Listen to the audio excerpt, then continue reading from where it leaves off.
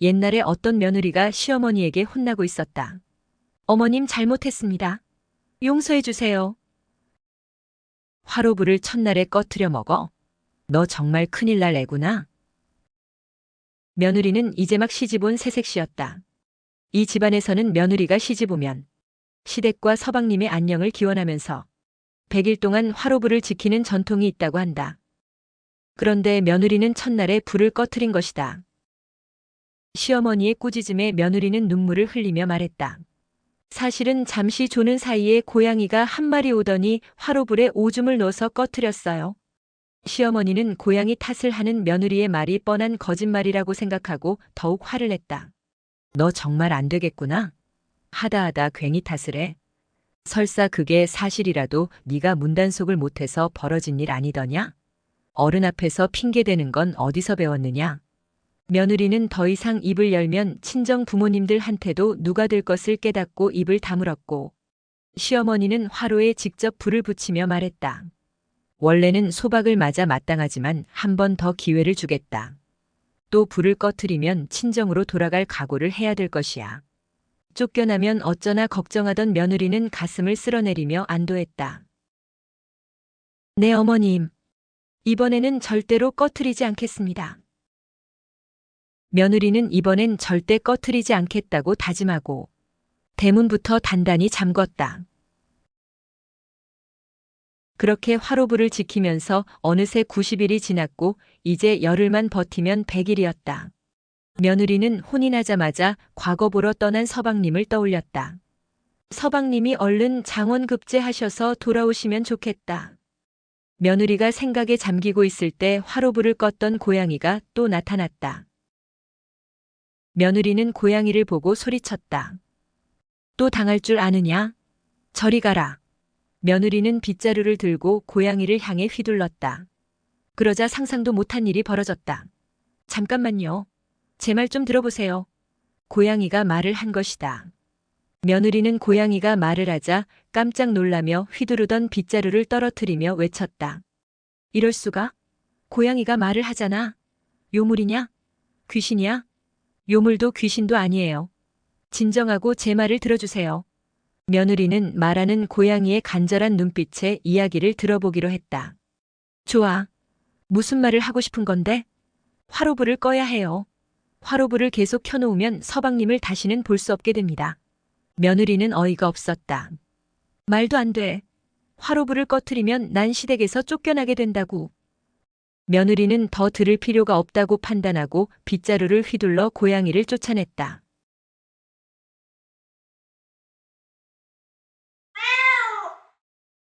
고양이는 대문으로 달아났는데 대문이 열려 있었고 고양이는 대문 밖으로 사라져버렸다. 이상하네. 분명히 대문을 잠궜는데 왜 열려 있지? 한바탕 소동이 끝나자 며느리는 고양이가 한 말이 마음에 걸렸다. 화로불을 켜놓으면 서방님을 볼 수 없게 된다니 무슨 뜻일까? 그리고 대문은 누가 열어놓은 거지? 다음 날 시어머니는 볼 일이 있다며 외출했다. 외출하면서도 화로불을 잘 지키라며 신신당부했다. 며느리는 시어머니의 말대로 화로불을 지키고 있었는데 옆집 아주머니가 찾아왔다. 아이고 새댁이구먼. 어머님 계시는가? 어머님은 오늘 출타 중이십니다. 이런 마실 왔는데 날짜를 잘못 골랐네. 그런데 새댁은 뭐라고 있소? 어머니께서 시집온 며느리가 화로불을 100일 동안 지키는 게 전통이라고 하셔서 그 말씀대로 화로를 지키고 있었어요. 아주머니는 의아한 표정을 지으며 말했다. 응? 새댁의 시어머니하고는 처녀적부터 알고 지냈지만 그런 전통이 있다는 건 금시초문인데 새댁의 시어머니가 시집 올 때도 그런 건 안 했다오. 며느리도 당혹감을 느끼면서 말했다. 네? 어머니께서 분명 전통이라고 하셨는데요. 그거 이상하구먼. 그러고 보니 밤마다 나돌아다닌다는 소문도 돌던데. 하여튼 난 다음에 오겠소. 며느리는 혼란스러웠다. 옆집 아주머니의 말이 사실이라면 시어머니가 거짓말을 했다는 건데. 그렇다면 시어머니가 왜 이런 걸 시키는 것일까? 며느리는 당최 알 수가 없었다. 다시 밤이 되자 고양이가 또 나타났고 며느리는 더 이상 고양이를 쫓아내지 않았다. 묻고 싶은 게 있어. 낮에 옆집 아주머니의 말을 듣고 의심이 생긴 며느리는 고양이에게 먼저 말을 걸었다. 화로불을 켜놓으면 서방님을 볼 수 없다는 게 무슨 뜻이야? 둘러 말하지 않겠습니다. 서방님의 목숨이 위험하다는 뜻입니다. 서방님이 죽는다니 며느리는 속으로 놀랐지만 아무렇지 않은 표정으로 질문을 계속했다. 어떻게 고양이가 말을 할 수 있는 거야? 그건 말해줄 수 없습니다. 다만 제가 당신 편이라는 걸 믿어주셔야 해요.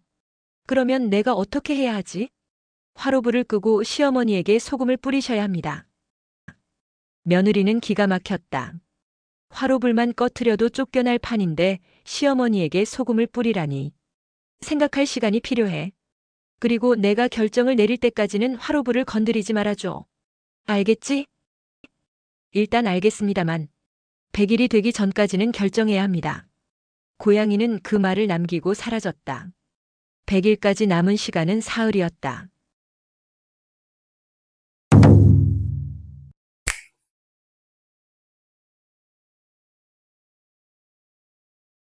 고양이가 화로불을 건드리지 않기로 했기 때문에 며느리는 더 이상 화로불을 지킬 필요가 없었다. 그날 밤 며느리는 화로불을 내버려 두고 밤마다 나간다는 시어머니의 뒤를 밟았다. 시어머니가 간 곳은 산속 폐가에 있는 우물이었다. 며느리는 들키지 않도록 조심하면서 시어머니를 따라왔다.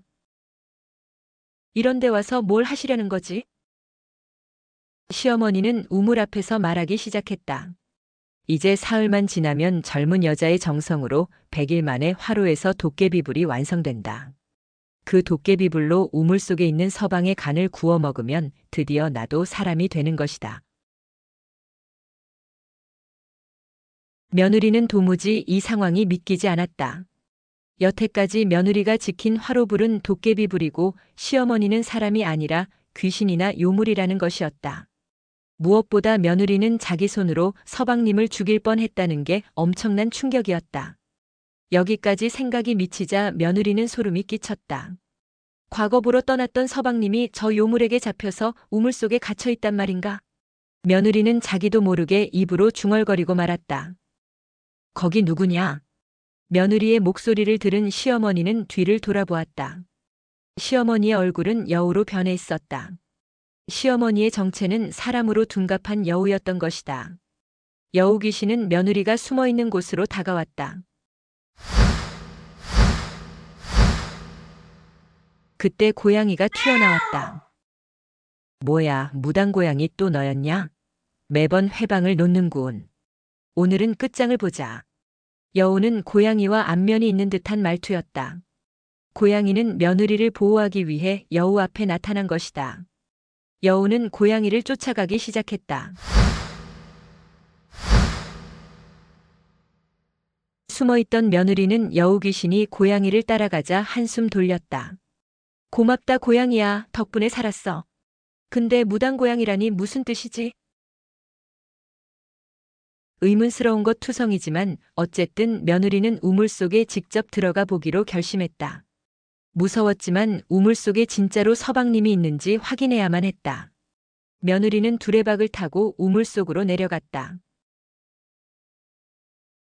우물 속은 물이 거의 없었고 생각보다 넓었다. 며느리는 주변을 둘러보다가 낯익은 얼굴을 발견했다. 꿈에도 그리던 서방님이었다. 서방님은 처참한 몰골로 쇠고랑에 묶여 있었다. 아니, 당신이 여기를 어떻게 알고 들어왔소? 서방님, 이게 무슨 일이에요?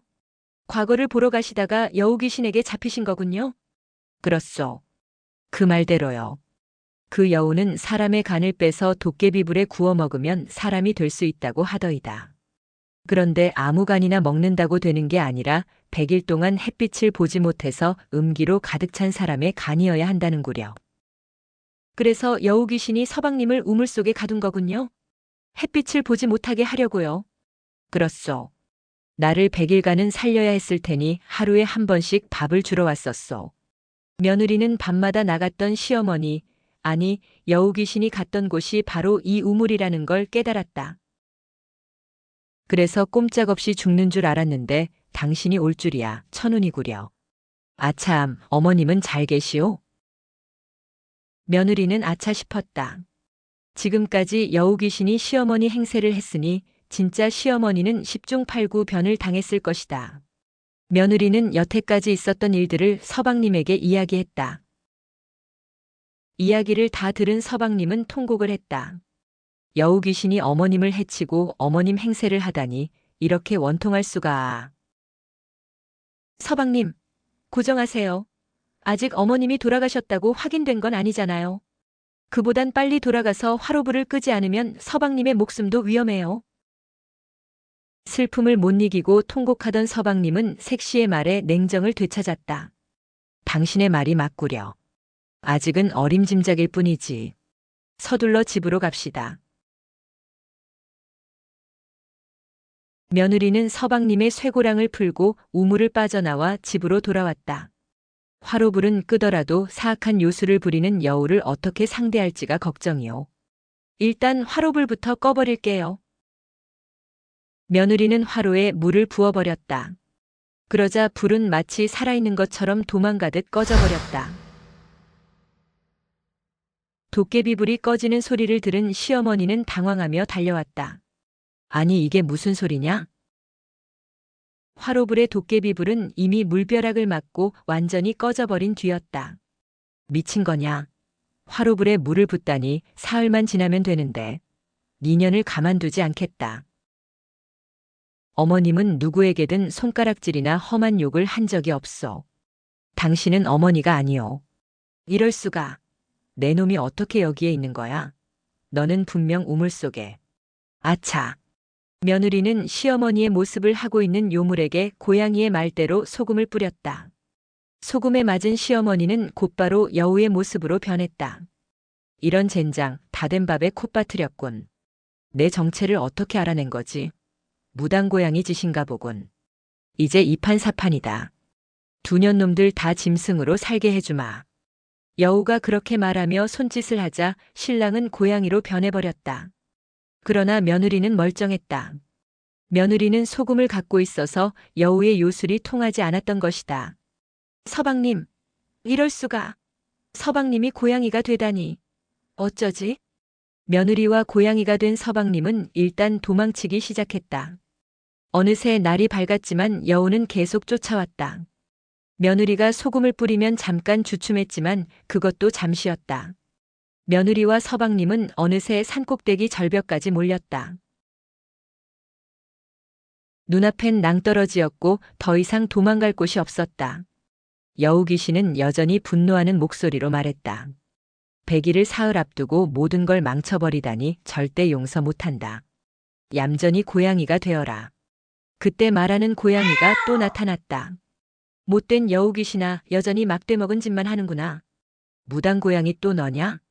이제 지겹구나. 너부터 끝장내주지. 이번엔 놓치지 않는다. 여우가 고양이에게 정신이 팔린 순간 고양이로 변한 신랑은 입에 소금을 머금고 여우를 물어버렸다. 소금에 닿은 여우 귀신은 요술을 부릴 수가 없었다. 여우 귀신과 고양이가 된 서방님은 같이 절벽으로 떨어져 버렸다. 서방님. 예상 못한 사태에 며느리의 얼굴이 하얗게 질렸다. 서방님은 여우 귀신과 같이 속절없이 떨어져 갔다. 이럴 수가. 내가 이렇게 어이없게 당하다니. 분하다. 한편 여우 귀신과 같이 절벽으로 떨어진 서방님을 눈앞에서 본 며느리는 큰 충격을 받았다. 서방님이 날 두고 떠날 리가 없어. 그래. 서방님이 잘못됐을 리 없다고. 분명 돌아오실 거야. 그때였다. 말하는 고양이가 절벽에서 올라왔다. 말하는 고양이는 여우 귀신과 함께 떨어진 서방님을 물고 절벽을 올라온 것이다. 서방님, 그럴 줄 알았어요. 무사할 거라고 믿고 있었다고요. 고양아. 아니, 고양이님. 고마워요. 며느리가 말하는 고양이에게 고마움을 전하자 믿기 어려운 일이 일어났다. 두 고양이가 사람으로 되돌아왔다. 하얀 고양이의 정체는 진짜 시어머니였던 것이다. 어머님, 그 고양님이 어머님이셨군요. 그 여우 귀신에게 잘못되신 줄 알았어요. 너희들에게 미안하구나. 나는 사실 젊은 시절 무당이었단다. 그때 저 여우 귀신을 내쫓은 적이 있었는데 그때 원한을 품고 지금 안갚음을 하러 왔던 게다. 나도 갑자기 당해서 손을 쓰지 못하고 고양이로 변하고 말았지. 아, 그래서 여우 귀신이 어머님을 무당 고양이라고 부른 거였군요. 그런데 왜 어머님은 고양이로 변하신 걸 말씀 안 하셨어요? 여우가 쓴 요술은 악랄해서 내가 고양이로 변했다고 말을 하게 되면 다시는 사람으로 돌아오지 못하게 된단다. 그렇지만 이제는 여우 귀신이 죽어서 사람으로 되돌아올 수 있었단다. 새아가 네가 정말 큰일을 해준 게다. 참으로 고맙구나. 시어머니와 아들 내외는 여우 귀신이 진짜로 죽었는지 확인하기 위해 절벽 밑으로 가보기로 했다. 그 자리에는 여우가 여태까지 탐욕스럽게 모아서 삼킨 황금 덩어리들이 널브러져 있었다. 덕분에 집안은 크게 일어났고 시어머니와 아들 내외는 오래오래 행복하게 살았다.